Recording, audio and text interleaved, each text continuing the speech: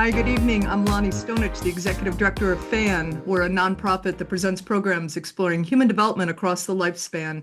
I'm honored to welcome you to tonight's conversation between Jenny Wallace and Kelly Corrigan. Thank you for joining us. FAN's YouTube channel includes an archive of nearly 400 recordings of past events. I invite you to subscribe for updates when new conversations are posted. Tonight's recording will be available later this week. And now it's my pleasure to introduce our guests. Jenny Wallace is an award-winning journalist and best-selling author whose work explores the transformative power of mattering in achievement culture, workplaces, and communities. Her first book, Never Enough, was a New York Times bestseller, and we were proud to have hosted her in person in 2023 for that book. Jenny founded the Mattering Institute and co-founded the Mattering Movement to create cultures of mattering in workplaces, communities, and schools. A Harvard graduate and former CBS 60 Minutes producer, she contributes to the Wall Street Journal and the Washington Post and has partnered with organizations including Calm, the Lego Group, Netflix, and BCG Brighthouse. She serves on multiple advisory boards, including the University of Michigan's Wellbeing Collective and Harvard's Making Caring Common project. Joining her is her friend, this could be so fabulous. We had so much fun earlier. Kelly Corrigan is the author of 4 New York Times bestselling memoirs about family life: The Middle Place, Glitter and Glue, Lift, and Tell Me More. She is the host of PBS's Tell Me More and the top 1% podcast, Kelly Corrigan Wonders. I'm going to wonder what she's wondering tonight. Please join me in warmly welcoming Jenny Wallace and Kelly Corrigan to FAN. Thanks, Lonnie. Thanks, Lonnie. What a great organization this is. I was totally unaware of it, and I'm delighted to now be in your company. So, Jenny, you have sort of put your finger on something that I feel like is going to resonate with people kind of intuitively, that there is this terrible set of factors that we see across society around loneliness and even a little past that, sense of feeling unneeded. Like the world has passed you by and you don't really have a way to participate or contribute. The idea of mattering is really old. It is not some new response to a new set of circumstances. It goes all the way back to Aristotle. So will you give us sort of the groundwork to mattering and then how it plays right now, today, in this moment? Yeah. So, Kelly, thank you. So mattering is defined by psychologists as the universal human need that all of us have to feel valued and to have a chance to add value to the world around us. And when I mean by feeling valued by your friends, by your family, by your colleagues, by your community, and having a chance to add value back in those domains. And that need, as you mentioned, it goes way back. I would say it goes back to our earliest ancestors, where being needed and useful to the band, to the group, meant survival and protection, and being cast aside, being useless, not adding value, meant death, really, back then. So we are wired to want to matter. We are wired to want to add value. And what I am seeing, I mean, I've spent 7 years researching mattering, and I have interviewed hundreds of people around the country and even more around the world. And I've asked them a question: do you feel like you matter? And so often the answer was no, or not anymore. It didn't matter their age, it didn't matter their careers. So many people said that their friendships had hollowed out. They felt replaceable at work. They didn't know their neighbors. So this unmet need shows up as loneliness, as you point out. It shows up as when you don't feel like you matter to others, you feel lonely. Yeah. So this is, and we are in a crisis. We are in a crisis of mattering, is how I put it in the book. And it's right. It's actually like thinking evolutionarily about our need to contribute to the tribe such that we can be safe and such that we can belong. The residual fear that a person would feel if they had no way to contribute, no way to be essential, would be a fear of death. I mean, it would be a very serious sensation internally that like the world could really go on with or without me. Like it's just not, I'm not essential to this equation. And I remember only one other time in my whole life, I'm almost 60 years old, only one other time someone pointing this out, and it was around the idea of kids doing chores. Mm. So what they were saying was, if your children feel like they are exhausting to you, they are a drain on the system. All you ever do is you drive them here, and then you take their saxophone down to school because they forgot it, and then you make them lunch, and you got to go to the dinner, and then a PTA, and all that kind of tone and vibe around a house makes a kid feel like a drain. And then if you flip it to, I really need your help with dinner, I really need your help with cleaning up, I got to go run an important errand for my job, can you make sure that your sister dot dot dot, that is actually core to self-esteem. So can you give us other sort of everyday run-of-the-mill examples of how we allow for contribution and then how we acknowledge it such that people leave the interaction thinking that they really needed me? It was a good Yeah. thing I was there. My mom was not going to be able to get that done if I didn't help out with such and such. Yes. So, I mean, it's let me go back to like when we were growing up. I had chores. Right. I mowed the lawn. I dragged my feet to mow the lawn, but I mowed the lawn. The world back then, I mean, not to like wax nostalgic, but in the 70s, there were sort of signals baked into our daily life that we were valued and useful. Our neighbors knew us, they relied on us, we relied on them. We belonged to, we were a more religious society. So we went to church or synagogue or wherever you practice your religion, and people were looking for you. You were needed there. You felt like an essential piece of the puzzle. You felt this unconditional worth. We belonged, as Robert Putnam, who has been on Fan, logged in his book Bowling Alone and later Upswing. He talked about how we used to bowl in bowling leagues, right? We were needed. If you didn't show up at the bowling league and you were good, you would be missed. They'd be like, "Dude, why didn't you come? We missed you." Those things no longer really, they've eroded. Those structures, the scaffolding that kept us feeling like we mattered, the signals that we got in our daily lives have eroded, and we've replaced it with doom scrolling and texting friends. And that has hollowed out our friendships. So you asked, what are some of the ways that we can actually make people feel like essential pieces of the puzzle of life? So one thing that I think we could do, and it's so easy, and you just have to keep it top of mind, is to close the loop. So you ask somebody for a piece of advice. A week later, you take the piece of advice, it worked, close the loop, email them back, text them back, say, I took your advice and here's what happened. Somebody makes an introduction for you, thank them and say, you made that introduction, here's what we're doing now. Let people know that their efforts have made an impact. There's a story that I have in the book, Kelly, the beginning of chapter 1. I thought about this connecting people to their impact because I was thinking, like, what are the jobs that people undoubtedly know that they matter? And firefighters, I thought, undoubtedly know they matter. Well, guess what?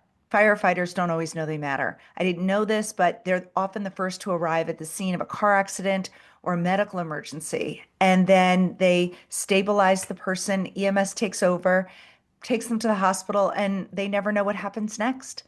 Did their actions save a life? And so I met a fire chief who created a system to change that, to track the outcomes of rescues. So the firefighters would know when they did something, and that helped them become more engaged. So there are everyday moments where we are disconnected from our impact. So, that advice, sending a text to a friend, if it weren't for you, dot, dot, dot. If it weren't for you, I wouldn't have gone for that big job interview. Thank you for believing in me. So these are just some of the ways, and really it's just taking that extra step to close the loop. Here's another way, one that you and I have talked about before, which is to ask the follow-up question. You talk about the follow-up question as sort of a way to deepen friendships, right? This idea of really tuning into someone. We are so distracted. We are so distracted, and that distraction creates a barrier to making people feel like they matter. Yeah, it just cheapens interactions. It also, I mean, I bet everyone who's here can totally relate to what it feels like when someone says, I remember like 5 years ago, you said blah, blah, blah. It is so rare for someone to remember what someone else said for 5 years. But talk about closing a loop. I mean, when this ever happens to me, I'm always like, what? What did I say? Oh What my did I God. say? I hope it was good. I hope it was helpful. But that, so there's a disconnect between how much people do matter and how much they know they matter. Just like your firefighter who maybe saved someone's life, but doesn't actually know in the end that they did. There's two other things that came to mind while you were talking about these everyday things. I had cancer in my 30s. I went through chemotherapy, surgery, radiation, then a whole nother year of chemotherapy. And lots of people were advising us, like, you got to get a nanny.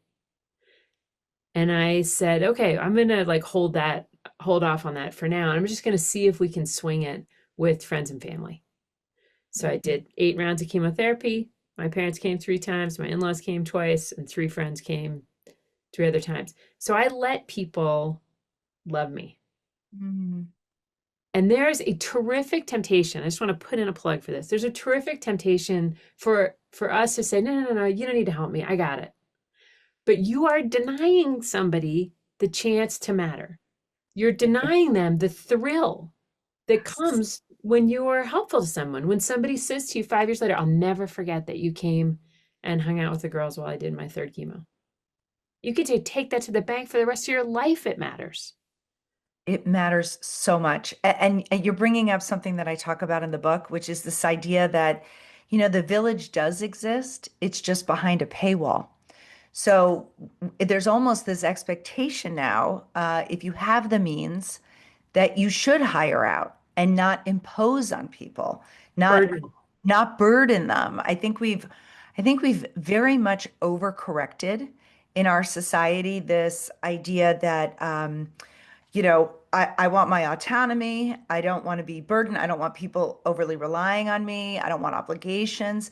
And then people wonder why their life feels meaningless or feels like they feel adrift because there's I have a chapter actually called the good kind of weight. And it is this idea that people can rely on you and you can rely on others. I mean, that is the way we have survived as a species. We are wired for that interdependence. But we have really, as a culture, we have taken ourselves to the extreme. What is the least amount that we have to uh, rely on anybody? I actually think tech has made us even worse in this regard. Mhm. That, in Silicon Valley, the word that everybody uses or what the tech companies use is give the user a frictionless experience. Mhm. I want no hassle. You press the button, they get their food. You press the button, you can stream. And I have found myself, um, honestly, my tolerance for friction has dropped because life has become so easy and so smooth that Mhm. when things don't work, I get more frustrated than I think that I probably should. And then I started thinking, I think people are assuming that friendships and relationships should be frictionless.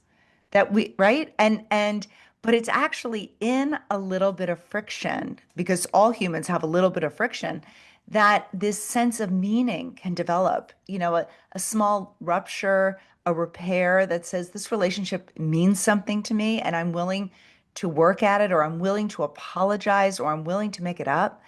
And now we have this, phenomenon going on right now where people just cut people out.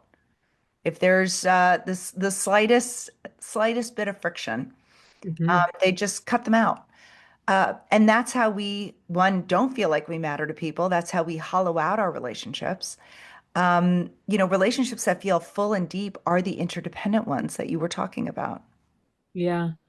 Yeah. And then there's the ultimate frictionless relationship, which is with AI companions, because you will never matter to AI. No, So and they won't it might be pretend. fun to be the center of AI's universe for some period of time, but eventually you will miss the sensation of taking care of someone else, even when it's a hassle, actually. The other thing that came to mind was like phony mattering. So I Mm. remember feeling so irked. This might say something embarrassing about me, but I felt so irked when the kids were in elementary school and you had to sign up for like Valentine's Day, let's say, is coming up, and you have to like bring things to the class so they can have the Valentine's party. But there were many, many things on the list that each had their own sign up that could all be bought at the same place. Like it was like cupcakes and then one person, plates, one person, napkins, one person. And it was like, this is insane. We're all going to bump into each other at the grocery store buying the one thing next to the other thing that we need. But it was like, oh, I get what they're trying to do. They're trying to make it feel like we're all contributing. But that's really quite dangerous, actually, I think. That kind of superficial, phony, like, why don't you help, wipe the counter or whatever? Like you actually have to, there have to be some stakes for it to actually satisfy the deep human need that you described.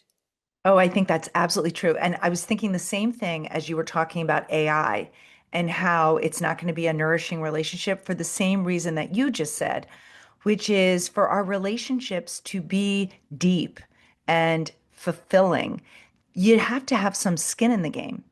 It has to be real. It has to be worthy of, responsibility, worthy of showing up when it's inconvenient, worthy of, being there when should be somewhere else, but you know that this is important to your friend. They are the priority right now.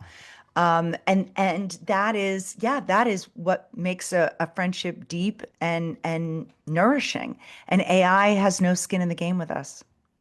Right? Because they don't have to sacrifice anything. It's not Never. limited. So Right. it's like if I pick you right now over cleaning my house, working on my manuscript, or calling my daughter back, like just the priority of that Exactly. tells you you matter to me. Yes. The Yes. book matters to me. The things that you care about, I care about. This is all true, where I'm not just giving you an example. Like Jenny and I are friends off screen. Um, but yeah, it's interesting how both simple it is to show somebody and close a loop and show them that they matter, and also how often it's done wrong or incompletely. Are you Yes. surprised as you do the research how kind of grim the the stats are around who's feeling useful and a part of society and who's feeling, you know, replaceable? So I will say yes, I was surprised at how often people felt like they didn't matter or didn't matter anymore. Um, Life transitions, facing an empty nest, losing a loved one that made you feel so valued, retirement, relocating, even life transitions that you choose, taking a new job, can sort of rattle our sense of mattering. And I have a whole chapter on that in the book. And it's the idea that the roles that used to feed us this sense of feeling valued and knowing how we added value, those roles shift or they become less important. And so, of course, we're going to go through something tough. But I think a lot of people personalize that experience instead of contextualize it, that personalize it, feeling as though so I wrote an article, it was an excerpt of the book in the Wall Street Journal a week ago or 2 weeks ago, or whatever. And I was struck by how many people reached out to me on my website saying, I thought, and these were retired people saying, I thought I was the only one struggling. I Mm. thought that I was uniquely bad at figuring out this next chapter of life. Your article made me feel less alone. And so, anyway, so yes, I was struck by how often people said they didn't matter, but I was also struck in a hopeful way when I asked people when they did feel like they mattered. I thought it was going to be, at my 75th birthday party when everyone was toasting me, or when I got this award at work, or it was never those moments. It was the small moments. It was Someone at work remembered my favorite snack, and after a hard day, they left it like a present on my desk. Or it was when I was really sick and my neighbor brought over a pot of soup. Or when I was at a mom's night out, a new mom to this class, and someone saved me a seat. These are the moments we crave to matter in the everyday. Mhm. We're social beings. We want those signals that we matter. And so while I was so sad to hear people talking about how they didn't feel like they mattered in certain domains and some people in all domains, um, I was hopeful that the path back is not as steep as we think. That I was struck in my stories by how people came back from not mattering. And it was not in these huge starting a company or whatever it is. It was in small moments, opening their house up to teenagers for breakfast once a week, or, appreciating staff members at their law school, or it was in these small moments.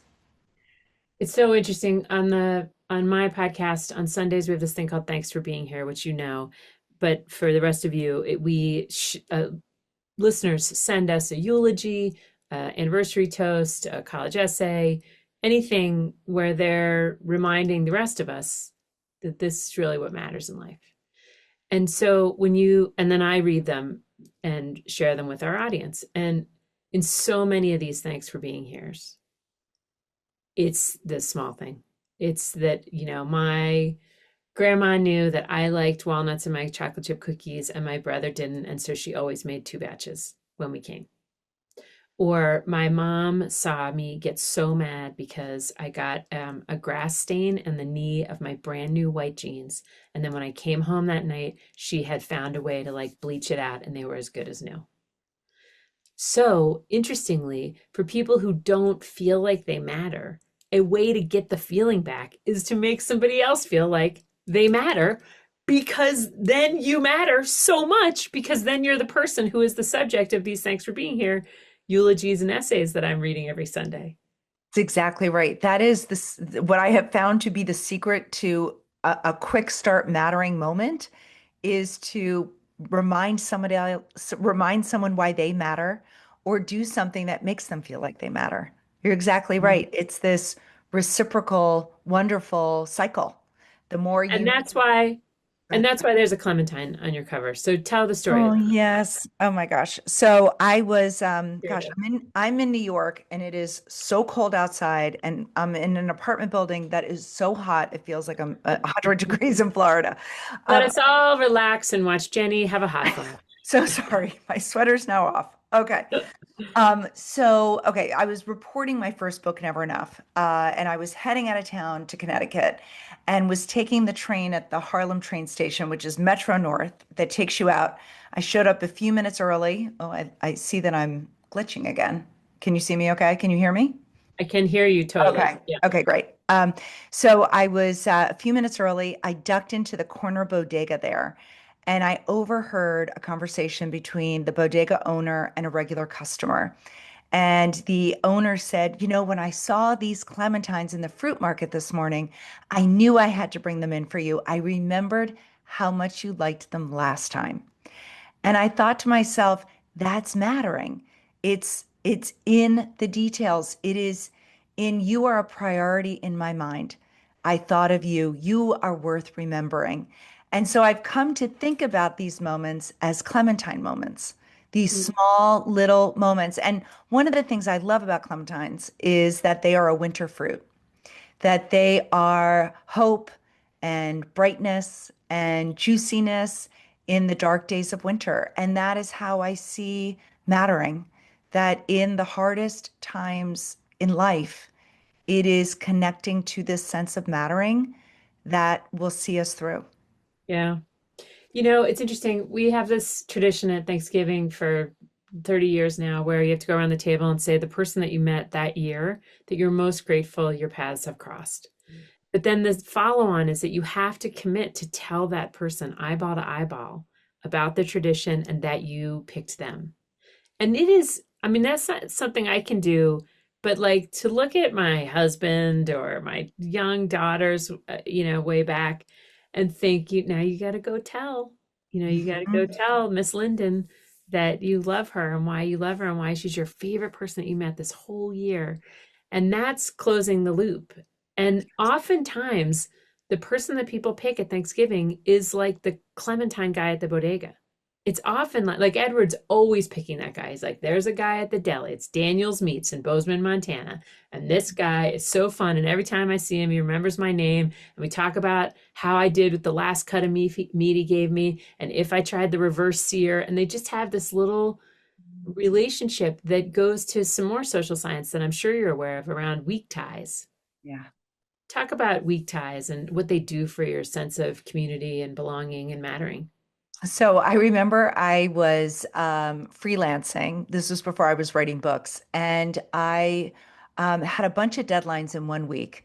And I was really kind of not socializing other than with my kids. And then all of a sudden, I started feeling like this ache to talk with people. So I found myself spending extra time talking with the guy who gave me my coffee, and like spending a little time with the woman who's so good who gets the stains out of my dry cleaning.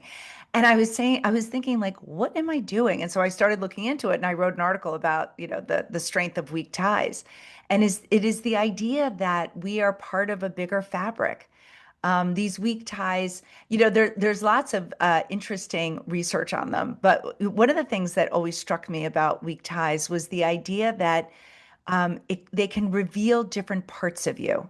So you can be the funny guy in the Metro North, train that you see everybody commuting at the same time, and maybe your kids don't see that side of you.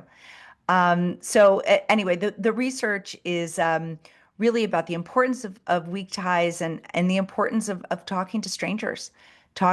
There's a woman, Karen Fingerman, is a researcher, and she has this book, Consequential Strangers.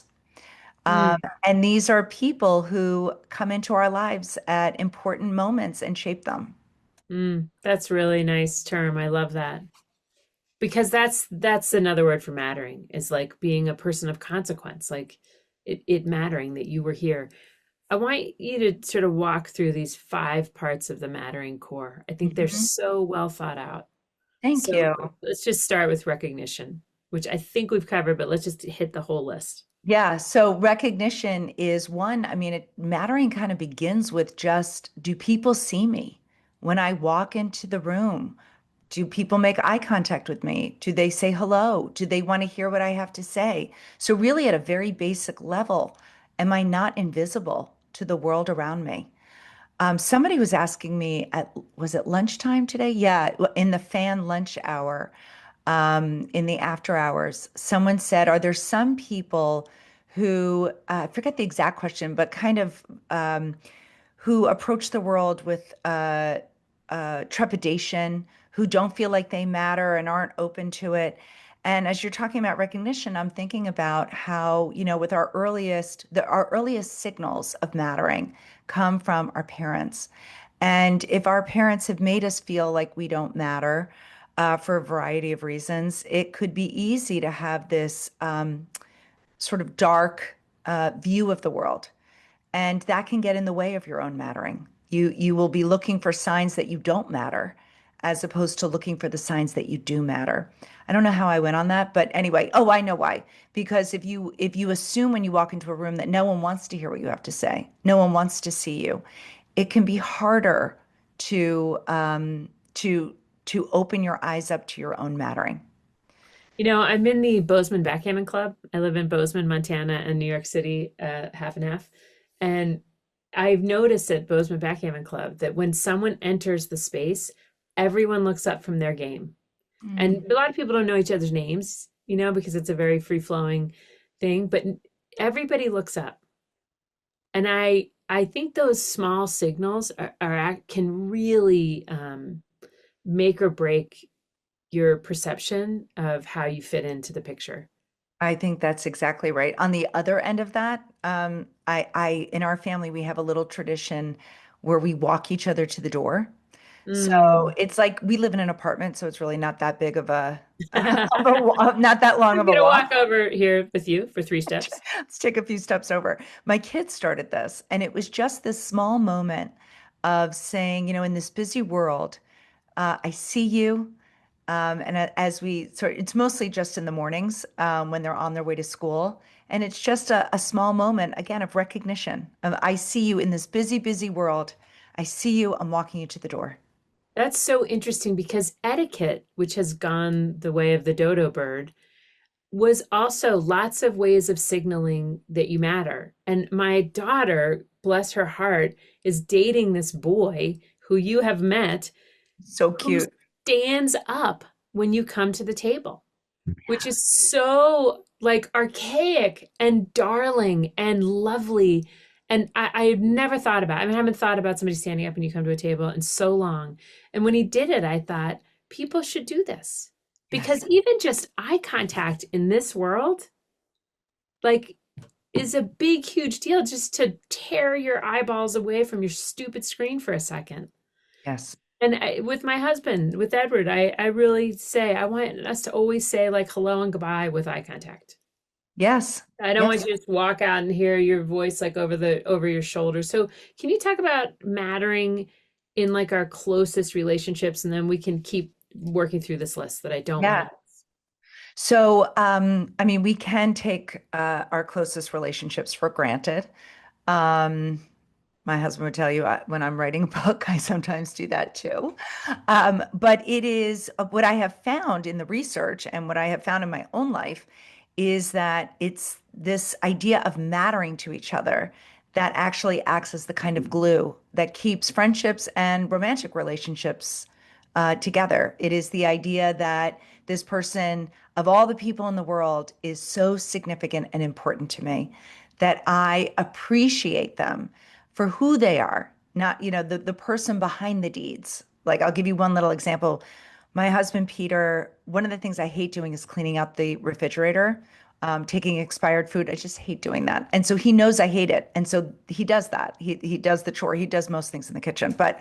And so when he does it, instead of saying thank you for cleaning out the kitchen, the refrigerator, I'll say thank you for being the kind of husband that knows how much I hate that and you never ask me to do it. And I appreciate that you always know me, you know what I like doing, what I don't, and thank you for doing that. So it's appreciating the doer behind the deed. Yeah, Um, yeah, yeah. That's a huge difference. That's a totally different message. yes, yes, Instead of thanks for taking out the trash. It's like, oh my God, you saved me so much time this morning. And the whole reason, once you did that, then I was 5 minutes early. And then I figured out the very first question I wanted to ask her, which was way better than the first question I thought I was going to ask her. So thanks for taking out the trash. Like, it's like, what is the consequence of this thing that you've done? And what yes, is the kind of larger implication? And the larger implication is that you know me, and oh my God, does everybody just want to be known? I mean, they want you to know you like a clementine. You want them to know that you used the thing that they gave you. You want them to know that you entered the room. yes. And when your friend gives you a beautiful sweater, you could say to them, thanks for the beautiful sweater, or you could say to them, thank you for being the most generous friend. You know, this is my favorite color blue.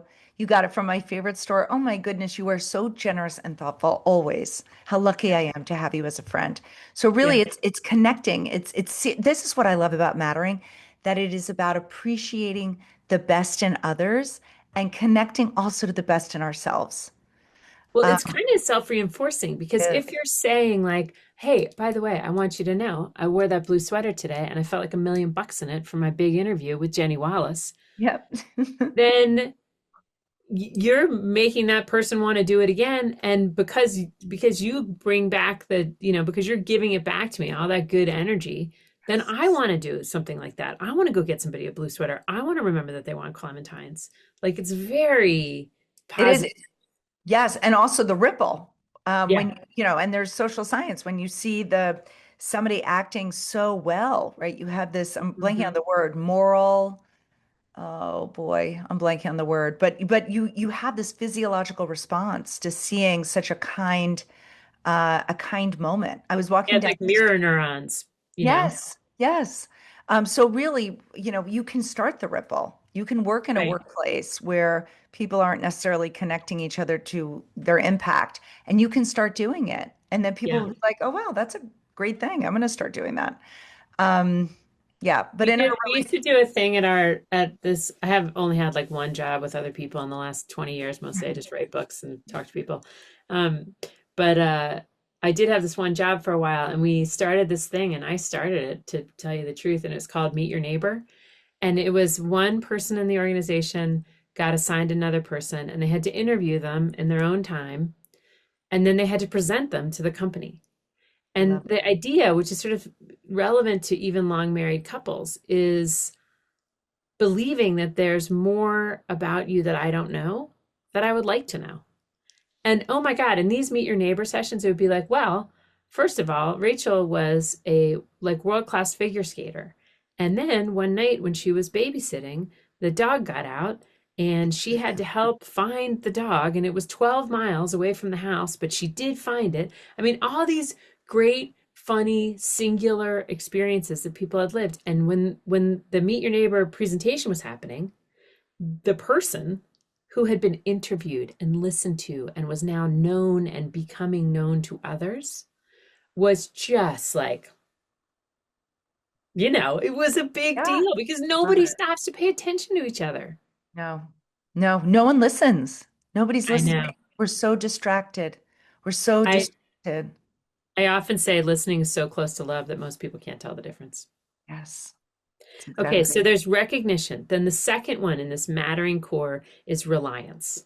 right. So we have, I think, overcorrected this both our own self-reliance, but also the idea that we don't want people relying on us, that we don't want all these obligations. We want our freedom. We want to be able to do our thing.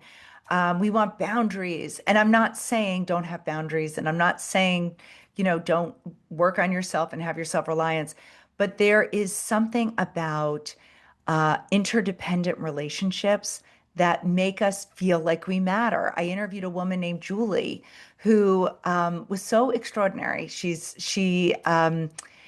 a caregiver for her mother, and then her mother passed away, and she described feeling unmoored, just totally adrift. And she said it was because I was grounded by this reliance. I didn't see it as an obligation. I saw it as an ability to respond, to be able to give something to someone. And so she was great. Her story is fabulous. When her mother passed away, she said she picked her eyes up in her grief, and she looked for a new way to matter. She looked for, what I talk about this in the book, that for anyone looking for purpose, we talk about purpose with a big P, but I think the pathway to any purpose is to live purposefully. It's to look for small needs all around you, and then using what you have, your time, your treasure, or your talent to meet those needs. And they could be small. They could be a neighbor. There was a woman that I interview in the book, Grandma Peggy from St. Louis, who her grandson said, my friends and I go have a late start on Wednesdays. Could we come? I want them to taste your breakfast. You make such good eggs and pancakes. And she said, sure, bring them over. So it was like a group of 6 boys, and they had so much fun. She said, if you want to come next Wednesday before you go to school, I'll cook for you again. And then this Wednesday breakfast club started, and it grew and it grew and it grew, and it's now 50 or 60 kids. And there's a tragic twist to the story. I don't know if I should tell it or if I should just let people read it. Let's let him read it. Okay. So I want to, because I want to riff on something you said about time, talent, and treasure. It sort of was touching on the flow research for me a little bit there, which is part of finding flow, that state where you're in like a high productivity, high focus. I often think of it as like when you forget to go to the bathroom or you forget to eat. And part of the criteria to tip into flow is that the thing you're doing is something you feel is uniquely suited to your time, talent, or treasure. that only you could do this. And it's for me the difference between like bringing your kids lunch down to school, which like a driverless car could do, Mhm. and talking to your kid at 11:30 at night when they're having a total crash out. Yeah. And it literally just happened before this call. I had a huge day. I've been going nonstop, and I had this call with a kid, a young writer. She's a senior at Brown, and she wanted to show me something she had written and get some advice. Mm. And I was like this close to wanting to reschedule it and just watch some Australian Open and chill out before we did this. And I was like, no, it's hard to align schedules with kids. You should do it. It was so satisfying Oh. because she did naturally exactly what you're recommending. She kept saying, this is so helpful. This is so helpful. No one's ever explained it to me this way before. Every time professors have tried to talk to me after class, I didn't understand it. You're saying it in a way that I can totally understand. Then she said, do you mind if I record this? Because I feel like I'm going to want to listen to it again. Talk about Oh, like mattering, like talk about feeling wow. like it's worth it. It's worth being a little more tired and keeping Yes. that call on the schedule. So I'm totally I think this idea of like everything's an obligation, that we should avoid obligations, has been taken way too far. So do I. And it's thinned out relationships. It's thinned out our own mattering. And again, I'm not telling you to have everybody sort of weigh on you all the time. And there's a chapter about mattering too much, which is, there's a difference between um, having responsibility and having people in your life that you have this mutual relationship with, and then it can tip over to mattering too much, which is, what we see with first responders, what we see with people in the medical profession burning out because caregivers, parents, that you are so essential to everyone else's needs, but your needs are never prioritized. And so that's not true mattering. True mattering is balancing our own needs with the needs of others. And this can be very hard, particularly for female caregivers. I will say we are really socialized as women in particular to put everyone else's needs before our own, and that wanting to fill a need is selfish. And I've been working on this idea because I also struggled with it when I had three young children. I wanted to always prioritize them to my own detriment. And then I was reading the research about how important my own resilience was if I wanted to raise resilient kids, and really be there to be that sturdy adult that they need. And so the antidote, if you are right now feeling like you matter too much, I have kind of a two-pronged approach. The first prong is thinking about mattering to yourself, which is also a critical part of mattering. And here's one practice that I'll offer you that I've started doing since reading the research is that every time when I brush my teeth, in the morning, I think about what is one need that I need to fill today so that I can show up as my best self for the people who depend on me. And also for myself, because I deserve to matter to myself. I deserve to matter in this world. And it could be, calling a friend like Kelly and catching up. It could be going for one of our long walks, which I love. It could be that I just want to snuggle up with a new book and drink delicious tea under a cozy blanket. I've come to think of it not necessarily as mothering myself, but grandmothering myself. How can I spoil Mm, myself, right, in that mm. moment? So it could be, it's very personal. For some people, it could be, wanting to go for a run or dancing or whatever. I mean, there was a time, one of the needs that I had was I wanted to organize my makeup brushes. Weird, weird, but something I wanted to do. I knew I was going to have a lot of book events and I could never find them and da, da, da. So I was like, you know what? I'm going to make like a little area for makeup brushes and my makeup and organize it and throw out the old stuff and take care of myself in that way. Mhm. So that's one prong. The second prong is what decades worth of resilience research tells you that your resilience rests on your relationships. So carve that time out in your calendar. Carve it.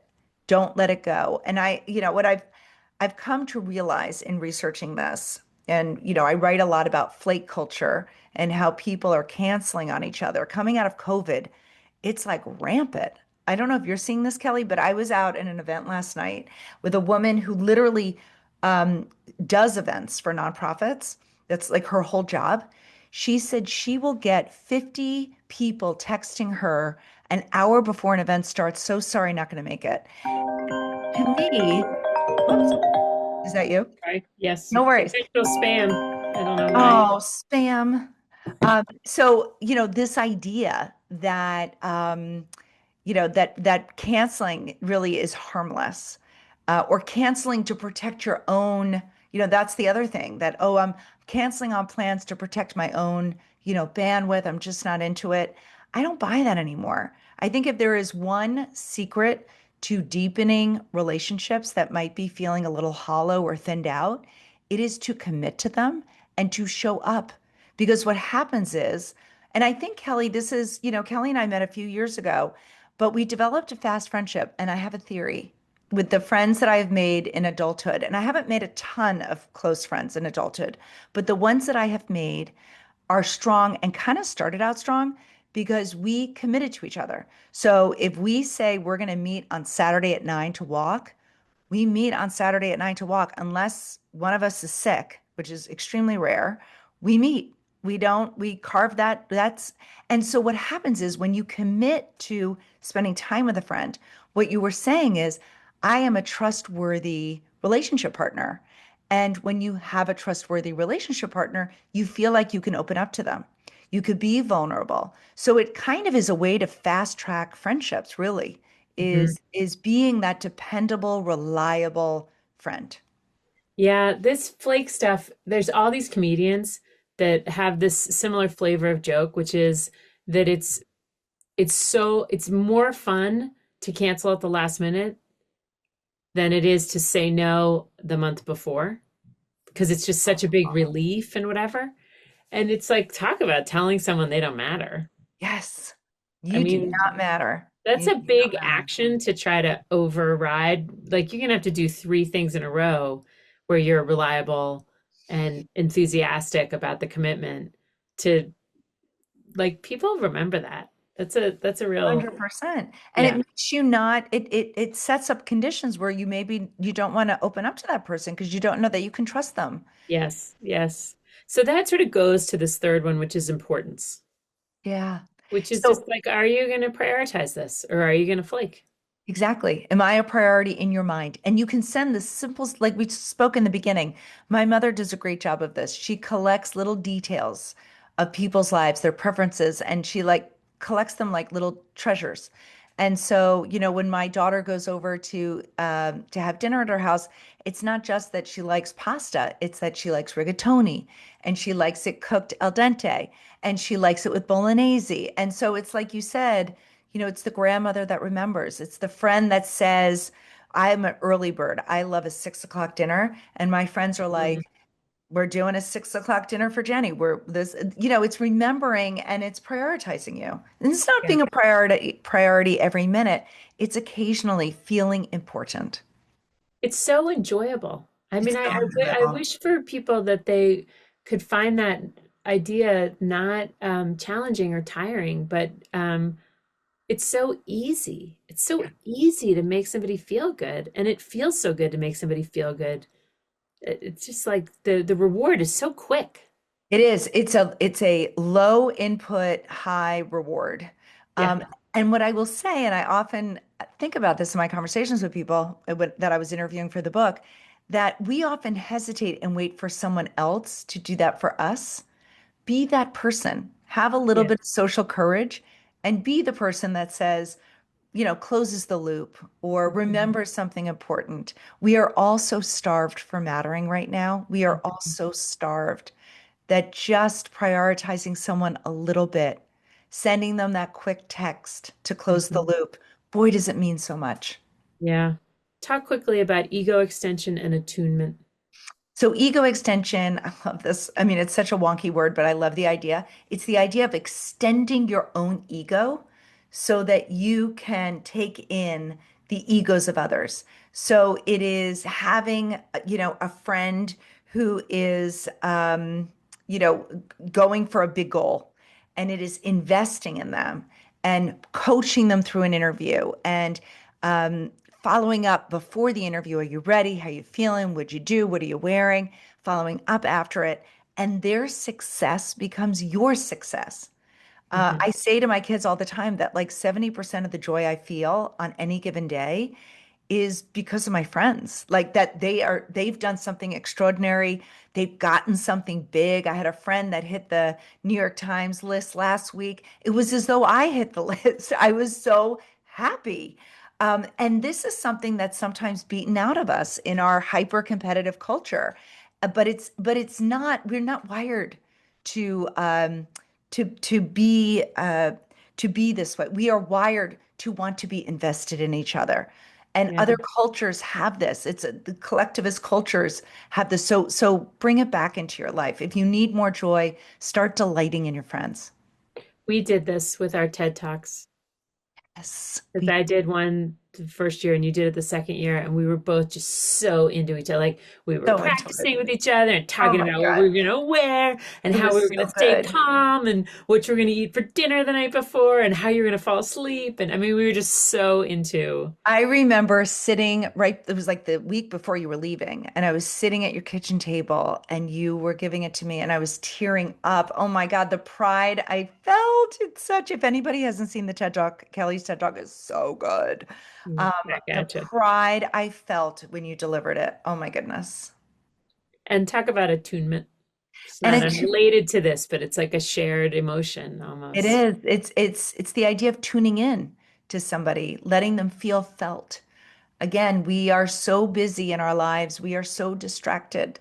I love the phrase that you just said, that listening to someone is so close to feeling loved, you can't tell the difference. That is what attunement is. And to give you a metaphor, remember those old dials in car radios, and you would sift through the static to get the signal? Yeah. That's what attunement is. Mhm. It's breaking through the noise and it's saying, "Oh, I see what you're saying. I see what you're saying." And it's listening. And it's not just listening deeply, it's then acting on what you hear. So Mhm. it's not just saying to somebody, "Wow, you seem tired," but rather it's, "Oh, you seem tired. Let me take this off your plate." So it's meaningfully responding to people is how you feel like they matter. So it's Mhm. not just tuning in, it's then helping out. Yeah, I remember when my mom was dying, feeling like, and at some point she stopped talking, and just feeling like I was watching for any signal or hint or expression that would tell me what to do next. And you can see it like in a person's forehead if they're in pain, or you could see her try to turn. And it was like, oh, I can get up and if I pulled the sheet an inch, it's gonna help her turn. Or I could see her like this, and it was like, oh, the window over there, like that needs to be lowered, like that sun's or like that this dumb thing is stuck behind her shoulder, the remote control thing, and just following the little cord and thinking, oh, I'm gonna slide that out. But the thing about attuning I have found is be small, look closer. It is like you don't even exist when you're at like full attunement capacity. It's like you don't even have a name. You're not even in the room. You're just like a receptacle, and you're just receiving like every indication that could help you do the next right thing. Yeah. Let somebody feel felt. Yeah. Yes. Yeah. I mean, I once heard somebody say the number one thing all people want is to feel they've been felt. Mm. Is that Dan Siegel? I feel I like don't Dan know. Somebody on the pod, said so maybe we're all passing around Dan that. Siegel's line. I don't know who started it, but it's a great line. It's a great line, feeling felt. And it's not that we don't want to do this for each other. It's that we're so distracted. We are so pulled in a thousand directions. And Yes. I'm telling you to focus on mattering this year. Boy, it will change your life. It will change your relationships. It will change your sense of purpose. It will change how you show up for yourself and for other people. Yeah, I think it's such a go-to idea. I mean, I think it's like when in doubt, like filter it through the ideas that we've talked about tonight, and it'll probably put you right back in the right place. Thanks, Jenny. Thanks, Kelly. Hi, Lonnie. Hey, This was Jenny. Hey, nice. Kelly. Kelly, what a great conversation. Thank you so much. It was such a nice, you and Bob Walding are two wonderful bookends, Jenny. What a lucky woman you are today to have such Very. two incredible experiences during the day. Kelly, it's been a pleasure getting to know you and to have welcoming you into the fan tribe. And we hope to, we know, I watch when I see that book being sold and then published, I'm going to be in your inbox. So we can't wait to bring you back and host you. On some off chance that your calendar opened, I did send you a panelist link for after hours, just in case, just in case. So it's in I your have to inbox. watch the Australian Open. Well, just in case. I It's like have to know it's who's in the people with finals. rackets and a ball, and then somebody wins. So I'll tell you how it wins right now. Somebody won. There we go. Jenny, so I want to tell folks, Jenny is going to spend another 27 minutes with us from 8:03 to 8:30 Central. She's going to answer your own questions. Come hang out. After hours, midday was just fabulous. People had so many great things that they wanted to bring up. How do you get to after hours? A donation to FAN, and any dollar amount that's meaningful to you is meaningful to us. So come hang out. We've been putting the link in chat. You can go to our website, find our donation page, do it there as well. We are at 7:58, so we're going to open that room in about, well, we'll open it right away, but we won't open it till Jenny's there. So we'll open it about 8:03. I'm going to give one quick question here. By the way, we had the best time with Dan Siegel years ago. He was one of my early speakers, and we did a dinner with him with 24 people where he posed. He and I came up with a central core theme for the dinner, and we did it as like an appetizer, then main, and then dessert, where there were three sections to frame the conversation. And it was about if you were going to design an ideal day for a teenager based on all of the science known at that time. What time should they wake up? What time should school start? What should school look like? How much should they be? When should PE class be? What should their classes look like? What should friend time? So the appetizer and then the main, and so it was this whole conversation with these various people from walks of lives, is that the right term? But anyway, so Dan is just, he was so amazing and so right there and so willing to collaborate, such a large brain. I really grew quite attached to him in that process. So that's my Dan Siegel story. Anyway, so I want to ask a question here, and we'll do the quick, I'm going to go with, well, two things. Let me go with Anna's question. So she basically is asking about, it strikes her that a lot of your conversation about mattering echoes and mirrors of a lot of the Montessori approach to education. And I know you know what Montessori is, so I'm not going to go into that whole background. Jenny, do you have thoughts on that in terms of, for her, it's about children are more capable about demonstrating independence, understanding interdependence when we invite them to do so in a setting that's designed to support them. Do you have some quick thoughts on that? And I'll give you one more minute. We'll go 1 minute over. Go ahead. Yeah, I think definitely. I co-authored a paper with the Harvard Center on the Developing Child on mattering in early childhood. And so you can go and check that out with lots of tips. But yes, certainly the Montessori method definitely fosters a sense of mattering. Okay, good. Maybe Anne Marie, our trusted Zoom producer, will hunt that down and we'll include the link to that paper when we send out the recording through the Zoom Great. platform. All right, everyone, thank you for joining us. Come hang out with Judd Kessler in February. It's going to be a great program. Him and Corrigan Lowe, they're going to light it up. And we'll see you at 8:03. Come hang out with Jenny. So thanks, everybody. Thanks for joining us tonight. Have a great night.